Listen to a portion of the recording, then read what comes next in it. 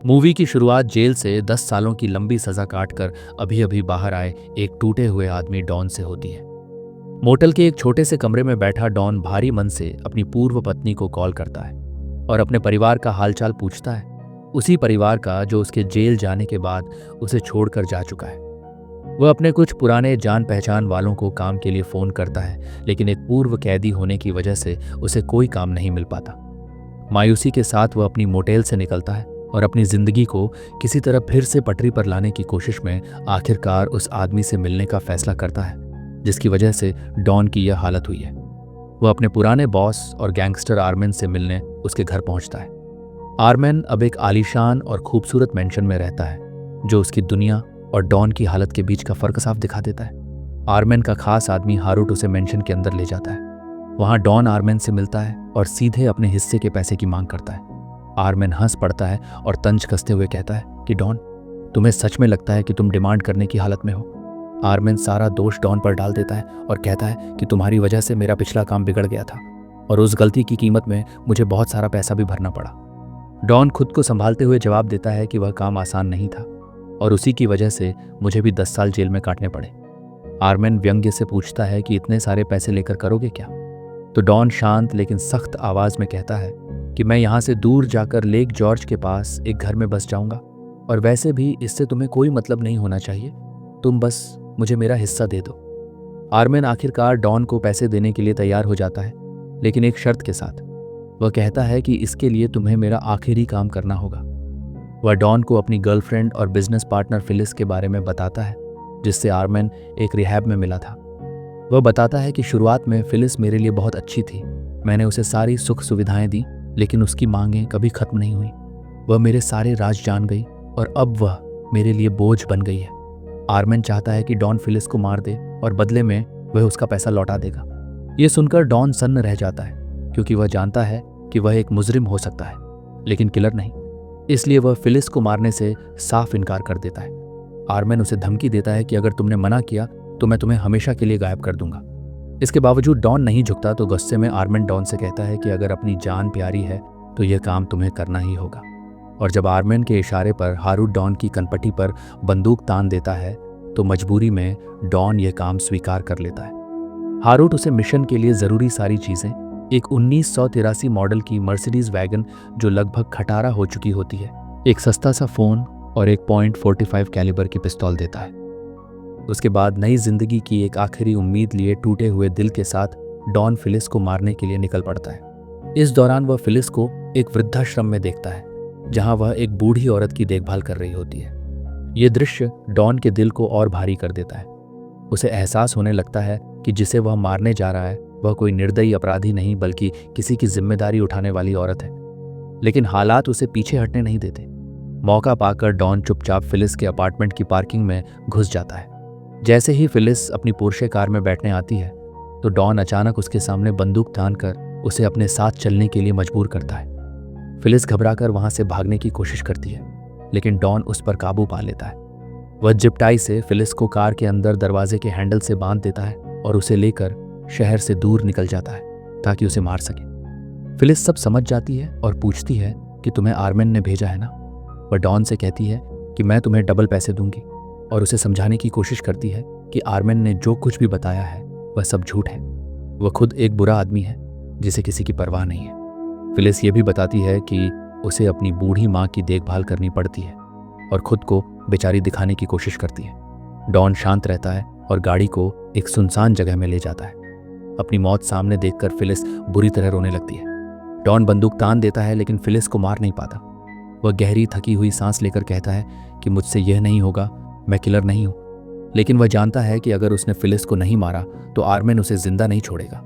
इसलिए वह फिलिस से कहता है कि मैं आर्मेन को बता दूंगा कि मैंने तुम्हें मार दिया है, लेकिन तुम्हें देश छोड़कर भागना होगा। और तभी एक नई परेशानी सामने आती है। फिलिस बताती है कि नशे के कारण उसका पासपोर्ट पहले ही जब्त हो चुका है, इसलिए वह देश से बाहर नहीं जा सकती।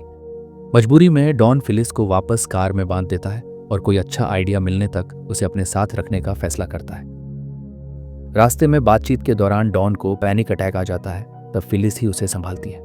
डॉन चाहता है कि फिलिस वॉशिंगटन जाकर गायब हो जाए ताकि वह आर्मेन से अपना पैसा निकलवा सके, लेकिन फिलिस कहती है कि मेरे पास इससे बेहतर प्लान है जिससे तुम्हें और भी ज्यादा पैसा मिल सकता है।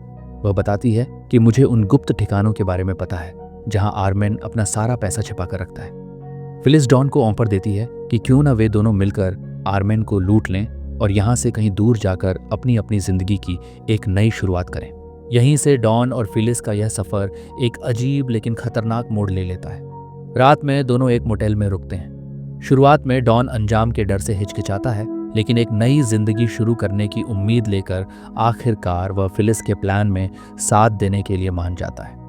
अगले दिन फिलिस उसे आर्मेन के पहले ठिकाने समुद्र तट के किनारे बने एक घर में ले जाती है। घर को खाली देखकर दोनों को यकीन हो जाता है कि यही सही मौका है। रात होते ही दोनों अंधेरे का फायदा उठाकर चुपचाप घर के अंदर घुस जाते हैं, जहां फिलिस डॉन को गैराज में छुपी हुई एक खुफिया तिजोरी दिखाती है। दोनों उसे खोलने की कोशिश करने लगते हैं, पर तभी अचानक पीछे से आर्मेन का एक खास आदमी आर्ट वहां आ जाता है। उसके वहां होने की उम्मीद फिलिस को भी नहीं थी। आर्ट फिलिस को देखते ही उसके कैरेक्टर पर घटिया बातें बोलने लगता है, और जैसे ही उसे समझ आता है कि वे दोनों चोरी करने आए हैं, वह आर्मेन को फोन करके सब कुछ बता देने की धमकी देता है। मजबूरी में डॉन उसे रोकने के लिए उस पर हमला करता है, लेकिन हालात उल्टे पड़ जाते हैं। कुछ ही सेकंड में डॉन खुद आर्ट की बंदूक के निशाने पर आ जाता है, पर तभी फिलिस बिना एक पल सोचे पास रखा एक भारी ऑब्जेक्ट उठा लेती है और पूरी ताकत से आर्ट के सिर पर वार करने लगती है, और तब तक नहीं रुकती जब तक आर्ट वहीं ढेर नहीं हो जाता। डॉन यह सब देखकर सन्न रह जाता है, लेकिन फिलिस शांत लहजे में बस इतना कहती है, अगर मैं उसे नहीं मारती तो वह तुम्हें मार देता। यहीं डॉन को साफ समझ आ जाता है कि फिलिस जितनी मासूम दिखती है, असल में उससे कहीं ज्यादा खतरनाक है। इसके बाद फिलिस क्रोबार से आर्ट की एक उंगली काट देती है और उसके फिंगरप्रिंट की मदद से आखिरकार उस खुफिया तिजोरी को खोल लेती है। तिजोरी में उन्हें 12 सोने के बार मिलते हैं। दोनों जल्दी से सोने के बार उठाते हैं और वहां से फरार हो जाते हैं। अगले दिन फिलिस डॉन को आर्मेन के दूसरे ठिकाने उसके भाई के घर ले जाती है। दोनों चुपके से घर के एटिक में चढ़ जाते हैं। वहां फिलिस डॉन को एक और तिजोरी दिखाती है जिसमें उन्हें ढेर सारा कैश मिलता है, पर तभी नीचे से किसी के कदमों की आहट सुनाई देती है। घबराकर फिलिस और डॉन जल्दी से एटिक की सीढ़ी ऊपर खींच लेते हैं। कुछ ही पलों में आर्मेन के भाई की पत्नी अपने बॉयफ्रेंड के साथ घर में दाखिल हो जाती है। डॉन और फिलिस छुपने की कोशिश करते हैं, लेकिन आर्मेन के भाई की पत्नी एटिक का दरवाज़ा खुला हुआ देख लेती है, और जैसे ही उसका बॉयफ्रेंड जांच करने एटिक में चढ़ता है, उसकी नज़र सीधे डॉन पर पड़ जाती है। एक पल के लिए सब कुछ थम सा जाता है, पर तभी फिलिस की बंदूक से गोली चल जाती है और वह आदमी वहीं ढेर हो जाता है। हालात को अपने काबू में लेते हुए फिलिस तुरंत आर्मेन के भाई की पत्नी को धमकाती है और साफ कहती है, अगर तुमने आर्मेन को इस बारे में कुछ भी बताया तो मैं तुम्हारे पति को तुम्हारे इस अफेयर के बारे में सब कुछ बता दूंगी। डरी हुई महिला के पास कोई और रास्ता नहीं बचता। वह चुपचाप हामी भरती है और घर से निकल जाती है। इसके बाद फिलिस और डॉन जल्दी जल्दी सारा कैश समेटते हैं और उस आदमी की लाश को अपने साथ लेकर वहां से निकल जाते हैं। अब दोनों के हाथ ढेर सारा पैसा तो लग चुका होता है, लेकिन असली परेशानी अभी खत्म नहीं होती। सबसे बड़ा सवाल यही होता है, आखिर आर्मेन को कैसे यकीन दिलाया जाए कि फिलिस अब इस दुनिया में नहीं रही, ताकि वह उनका पीछा हमेशा के लिए छोड़ दे। इसी सोच के साथ दोनों शहर से बहुत दूर एक बिल्कुल सुनसान इलाके में गाड़ी रोकते हैं और वहां एक बड़ा सा गड्ढा खोदते हैं ताकि फिलिस की मौत को पूरी तरह असली दिखाया जा सके। फिलिस खुद को पूरी तरह मिट्टी से सना लेती है और उसी गड्ढे में लेट जाती है। वह डॉन से अपने शरीर पर नकली खून डलवाती है, चेहरे पर ढेर सारी मिट्टी डाल लेती है और डॉन से अपनी मरी हुई हालत की कई तस्वीरें खींचवाती है। फिर वे उन्हीं झूठी तस्वीरों को भेजकर हारूट और आर्मेन को यकीन दिला देते हैं कि फिलिस सच में मर चुकी है। उन्हें लगता है कि अब खतरा टल गया है, पर तभी अचानक डॉन को हारूट का कॉल आ जाता है। वह ठंडे लहजे में बताता है कि आर्मेन तुमसे मिलना चाहता है ताकि तुम्हें तुम्हारा हिस्सा वापस दे सके। घबराया हुआ डॉन अगले दिन आर्मेन से मिलने और अपना हिस्सा लेने के लिए तैयार हो जाता है। रात में दोनों वापस अपने मोटेल लौट आते हैं। धीरे धीरे अब डॉन और फिलिस के बीच एक गहरा रिश्ता बनने लगता है। यहीं पहली बार डॉन अपने दिल का बोझ हल्का करता है। बातचीत में फिलिस को पता चलता है कि डॉन हमेशा से अपराध की दुनिया का हिस्सा नहीं था।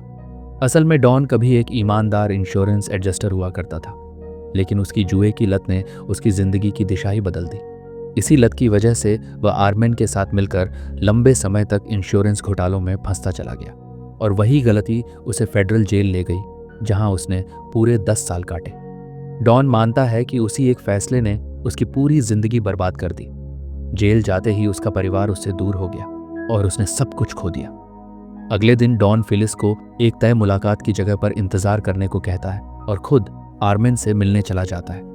जब डॉन आर्मेन के सामने यह कहता है कि उसने फिलिस को सच में मार दिया है तो माहौल अचानक बदल जाता है। आर्मेन बच्चों की तरह फूट फूट कर रोने लगता है और यहीं डॉन के सामने एक चौंकाने वाली सच्चाई खुलती है। असल में आर्मेन कभी नहीं चाहता था कि फिलिस को मारा जाए, वह तो बस उसे डराना चाहता था। उसने यह काम जानबूझकर डॉन को इसलिए सौंपा था क्योंकि उसे पूरा यकीन था कि डॉन किसी की हत्या कर ही नहीं सकता। डॉन उसे समझाने की कोशिश करता है कि तुमने मेरे सामने कोई और रास्ता छोड़ा ही नहीं था, लेकिन आर्मेन अब किसी भी हालत में डील मानने को तैयार नहीं होता और गुस्से में हारूट को डॉन को मारने का आदेश दे देता है। घबराहट में डॉन तुरंत कबूल कर लेता है कि फिलिस जिंदा है। यह सुनते ही आर्मेन तुरंत हारूट को डॉन के साथ फिलिस को लाने भेज देता है। जब डॉन और हारूट उस तय जगह पर पहुंचते हैं तो फिलिस मौके का फायदा उठाकर चुपके से हारूट पर हमला करके उसे बेहोश कर देती है। पर जब डॉन फिलिस को बताता है कि आर्मेन तुम्हें मारना नहीं चाहता था बल्कि वह आज भी तुमसे प्यार करता है, तो फिलिस खुद ही डॉन के साथ आर्मेन के सामने पहुंच जाती है।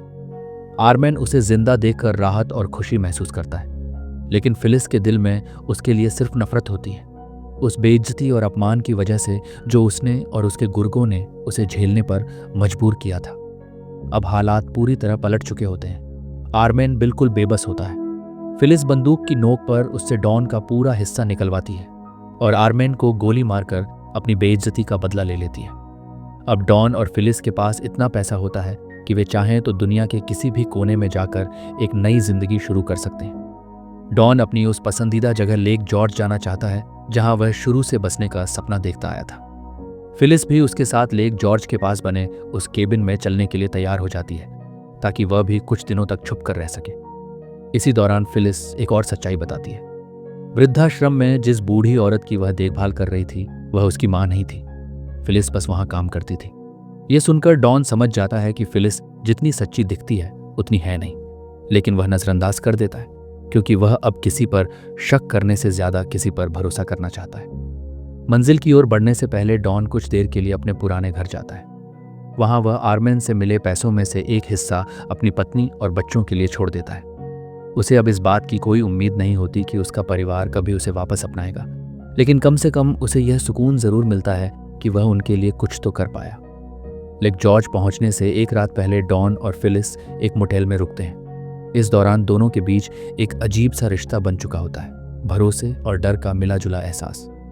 वे अपने जज्बातों को खुलकर स्वीकार नहीं करते, लेकिन होश में रहते हुए एक बेहतर भविष्य के सपने देखने लगते हैं। फिलिस मुस्कुरा रही होती है, लेकिन उसकी आंखों में कुछ ऐसा होता है जिसे डॉन समझ नहीं पाता या शायद समझना नहीं चाहता। लेकिन अगली सुबह कहानी एक ऐसा मोड़ लेती है जिसकी किसी को उम्मीद नहीं होती। जब डॉन की आंख खुलती है तो वह खुद को अकेला पाता है। फिलिस वहां नहीं होती। उसने डॉन के लिए बस एक सोने की ईंट और एक बंदूक छोड़ी होती है। आर्मेन की पूरी दौलत लेकर वह चुपचाप जा चुकी होती है। डॉन को एहसास होता है कि वह एक बार फिर से किसी गलत इंसान पर भरोसा कर बैठा है। वह अभी इस सदमे से उबरा भी नहीं होता कि उसे ढूंढता हुआ हारूट मोटेल के बाहर पहुंच जाता है। किसी तरह डॉन उस पर काबू पा लेता है और हारूट की ही कार में उसे एक सुनसान जगह पर ले जाता है ताकि उसे हमेशा के लिए खत्म कर सके। डॉन हारूट के पैर में गोली मारकर उसे वहीं मरने के लिए छोड़ देता है। लेकिन बात यहीं खत्म नहीं होती। दोनों के बीच जबरदस्त हाथापाई शुरू हो जाती है। इसी दौरान डॉन के पेट में गोली लग जाती है। मजबूरी में अपनी जान बचाने के लिए डॉन हारूट को चाकू मार देता है। खून से लथपथ डॉन किसी तरह अपने पेट से गोली निकालता है और खुद को जैसे तैसे संभालते हुए लेक जॉर्ज की ओर निकल पड़ता है। वह जानता है कि शायद वह वहां जिंदा नहीं पहुंच पाएगा, लेकिन फिर भी जाना चाहता है क्योंकि उसके पास अब खोने को कुछ बचा ही नहीं है। वहां पहुंचकर वह एक पेड़ के नीचे बैठ जाता है। अपनी आखिरी सांसों के बीच जब वह झील के उस खूबसूरत और शांत नज़ारे को देखता है, तभी अचानक उसे अपने सामने फिलिस दिखाई देती है। ऐसा लगता है जैसे फिलिस डॉन के लिए वापस लौट आई है। वह डॉन को यकीन दिलाती है कि वह एक अच्छा इंसान है और उससे वादा करती है कि वह उसका ख्याल रखेगी। लेकिन शायद फिलिस सच में वहां नहीं होती। ज्यादा मुमकिन यही है कि यह डॉन की अपनी कल्पना हो, उसकी अधूरी चाहत का एक हिस्सा जिसमें फिलिस भी शामिल हो चुकी है। अपने आखिरी पलों में डॉन यही मानना चाहता है कि फिलिस ने उसे उस हालत में अकेला नहीं छोड़ा जब पूरी दुनिया ने उससे मुंह मोड़ लिया था। पहली बार किसी अपने की गद्दारी उसे जेल तक ले गई थी और इस बार उसी तरह की गद्दारी उसकी मौत की वजह बनती है। झील के शांत नज़ारों को देखते हुए डॉन इस सुकून के साथ दम तोड़ देता है कि आखिर में वह पूरी तरह अकेला नहीं था, भले ही वह सुकून उसके दिमाग की घड़ी हुई एक झूठी कल्पना ही क्यों ना हो। लेकिन उस दर्द और तन्हाई से निपटने के लिए वही झूठ उसके लिए काफ़ी था। इसी के साथ मूवी यही खत्म होती है। उम्मीद है आपको कहानी अच्छी लगी होगी। कहानी अच्छी लगी हो तो चैनल को सब्सक्राइब कीजिए। Thank you.